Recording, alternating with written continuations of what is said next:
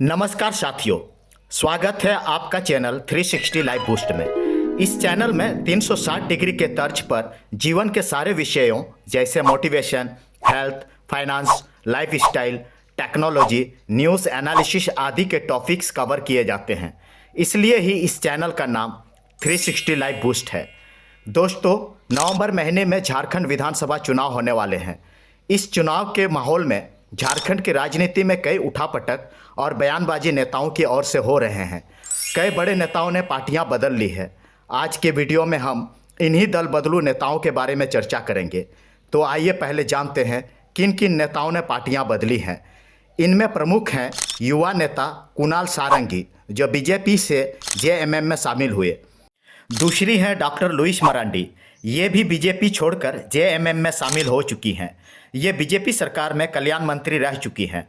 उमाकांत रजक आजसू छोड़कर झारखंड मुक्ति मोर्चा में शामिल हो चुके हैं। पूर्व मुख्यमंत्री अर्जुन मुंडा के करीबी और घाटशिला के पूर्व विधायक लक्ष्मण टुडू ने भी झारखंड मुक्ति मोर्चा का हाथ थाम लिया है। बीजेपी के नेता गणेश महली, जिसने पिछले विधानसभा चुनाव में सरायकला से चंपई सोरेन को कड़ी टक्कर दी थी, वो भी जेएमएम का हाथ थाम चुके हैं और इस बार सरायकला सीट जेएमएम की ओर से लड़ रहे हैं। और कुछ महीनों पहले झारखंड मुक्ति मोर्चा के विधायक मुख्यमंत्री हेमंत सोरेन की भाभी सीता सोरेन पार्टी छोड़कर भारतीय जनता पार्टी में शामिल हो चुकी है। साथ ही दुमका लोकसभा सीट हारने के बाद इस बार जामताड़ा से विधानसभा चुनाव में अपनी किस्मत आजमा रही है। वहीं पूर्व मुख्यमंत्री चंपई सोरेन ने भी झारखंड मुक्ति मोर्चा छोड़कर भारतीय जनता पार्टी में शामिल हो चुके हैं, जो सभी जानते हैं, और इस बार सरायकला सीट बीजेपी की ओर से लड़ रहे हैं। दोस्तों, इन नेताओं के पार्टी बदलने के मायने क्या हैं? इन दल बदल से झारखंड की चुनावी रणनीति पर क्या असर होगा? क्या झारखंड में बीजेपी के लिए यह खतरे की घंटी है या जेएमएम को मिलेगा मजबूत समर्थन?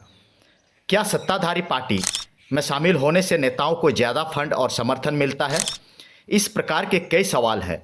इन सवालों पर आप क्या विचार रखते हैं? अपने विचार कमेंट करके ज़रूर बताएं।